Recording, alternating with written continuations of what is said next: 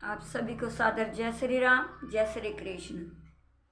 जून छुड़ानी 11, मंगसिर के महीने की चांदनी 11। आइए सुनते हैं इस दिन हमें क्या सहगार लेना चाहिए और किस वस्तु का दान करने से हमें कौन सी कुयोनी नहीं मिलती। सुनते हैं। मंगसिर मास, मार्गशीर्ष मास के शुक्ल पक्ष की एकादशी के दिन हमें दामोदर भगवान की पूजा करनी चाहिए। तुलसी जी की मंजरी, धूप, दीप आदि से भगवान दामोदर की पूजा करनी चाहिए। और इस दिन हमें बेलपत्र का सहगार लेना चाहिए। हम जब भी फलाहार करें तो हमें सबसे पहले बेलपत्र की पत्ती चखनी चाहिए। इससे हमें आरोग्यता प्राप्त होगी। और इस दिन ऊनी वस्त्र का दान करना चाहिए, जैसे शॉल, स्वेटर, कंबल आदि, जो भी अपनी सामर्थ्य अनुसार किसी भी गर्म वस्त्र का दान करना चाहिए। गर्म वस्त्र का दान करने से हमें प्रेत की योनि नहीं मिलती। तो ये आपने मार्गशीर्ष मास के शुक्ल पक्ष की एकादशी के सहगार और दान के बारे में सुना।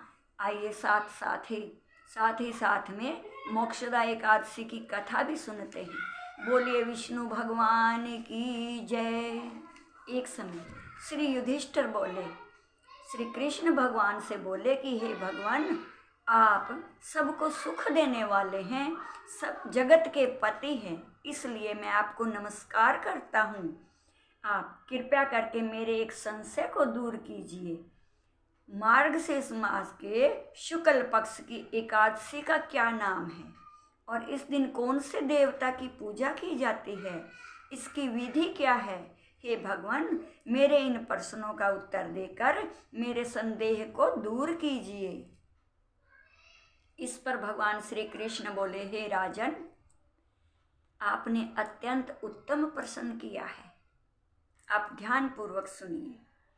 मार्गशीर्ष माह के शुक्ल पक्ष की एकादशी मोक्षदा के नाम से प्रसिद्ध है। इस दिन श्री दामोदर भगवान की पूजा की जाती है। धूप, दीप, नैवेद्य आदि से भक्ति पूर्वक दामोदर भगवान की पूजा करनी चाहिए। और इस एकादशी के व्रत के प्रभाव से नरक में गए हुए माता पिता, पूर्वज आदि को स्वर्ग की प्राप्ति होती है। और अब मैं पुराणों में की एक कथा कहता हूँ, पुराणों में लिखी हुई एक कथा कहता हूँ, इसे ध्यान पूर्वक सुनिए। तो भगवान श्री कृष्ण कहने लगे कि प्राचीन समय में गोकुल नगर में एक राजा राज्य करता था और इसके राज्य में चारों वेदों के ज्ञाता ब्राह्मण रहते थे। और एक रात्रि में राजा ने एक स्वप्न देखा।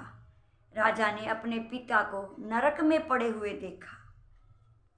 तो इस स्वप्न को देखकर राजा बड़ा दुखी हुआ। उसको बड़ा आश्चर्य हुआ कि ये क्या स्वप्न देखा। तो प्रातःकाल होते ही वह ब्राह्मणों के सामने अपनी सब स्वप्न की कथा कहने लगा।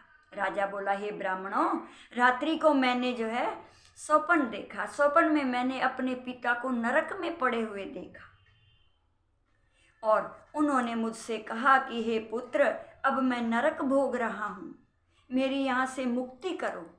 तो हे ब्राह्मणवर, आप मुझे अब बतलाइए कि अब मैं क्या करूँ, कहाँ जाऊँ। इस दुख के कारण मेरा शरीर तप रहा है। आप लोग मुझे किसी प्रकार के तप, दान आदि को बताएं जिससे मेरे पिताजी को मुक्ति प्राप्त हो। उस उत्तम पुत्र का तो जीना ही व्यर्थ है जो अपने पिता का उद्धार ना कर सके। राजा के ऐसे वचनों को सुनकर ब्राह्मण बोले कि हे राजन, यहाँ से करीब थोड़ी ही दूरी पर, यहाँ से पास में ही वर्तमान, भूत और भविष्य के जानने वाले पर्वत नाम के ऋषि का आश्रम है।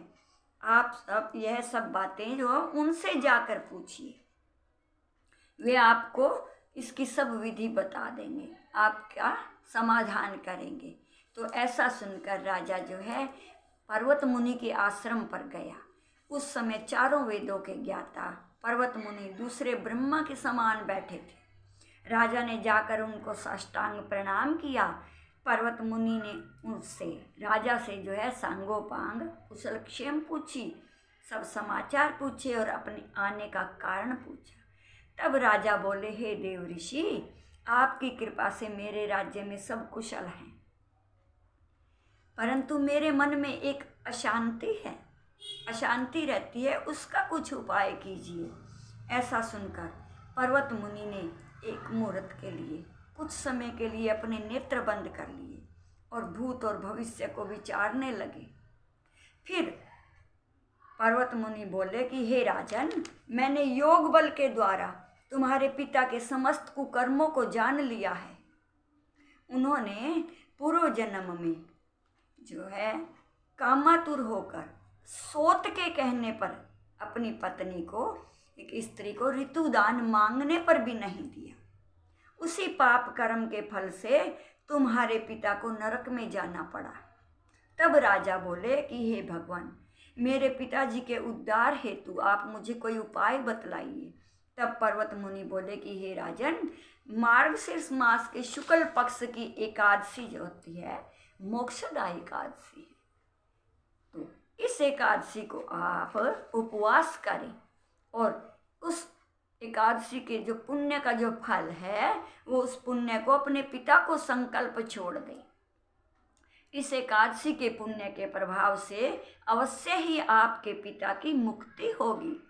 तो मुनि के वचनों को सुनकर मुनि को दंडवत प्रणाम करके राजा अपने महल को आए और कुटुंब सहित मोक्षदा एकादशी का उपवास किया। उस उपवास के पुण्य को राजा ने अपने पिता को संकल्प छोड़ दिया और उस पुण्य के प्रभाव से राजा के पिता को मुक्ति मिली और स्वर्ग में जाते हुए वह अपने पुत्र से बोले, उस राजा से बोले कि हे पुत्र, तेरा भी कल्याण हो, तूने मेरा उद्धार किया है, तेरा कल्याण हो। यह कहकर उस राजा के पिता स्वर्ग को चले गए। तो भगवान श्री कृष्ण कहते हैं युधिष्ठिर से कि मार्गशीर्ष मास के शुक्ल पक्ष की मोक्षदा एकादशी का जो व्रत करते हैं उनके समस्त पाप नष्ट हो जाते हैं और अंत में वे स्वर्गलोक को जाते हैं। इस व्रत से बढ़कर मोक्ष देने वाला कोई दूसरा व्रत नहीं है। जिनके पूर्वज का मोक्ष नहीं हुआ हो, सौपन में दिखते हो, बुरी योनि में हो, कुसौपन आते हो, जिनको दुसौपन आते हो और किसी के पिता पूर्वज आदि कोई दुसौपन में दिखते हो उन्हें, तो उन्हें भी इस एकादशी का व्रत अवश्य ही करना चाहिए। इस एकादशी का व्रत करने से दुसौपन नहीं आते, कुयोनि छूटती है, मोक्ष की प्राप्ति होती है। और इस कथा को, इस मोक्षदा एकादशी की कथा को सुनने और पढ़ने से भी वाजपेयी यज्ञ का फल मिलता है। तो ये आपने मंगशिर मास के शुक्ल पक्ष की मोक्षदा एकादशी की कथा सुनी। बोलिए विष्णु भगवान की जय।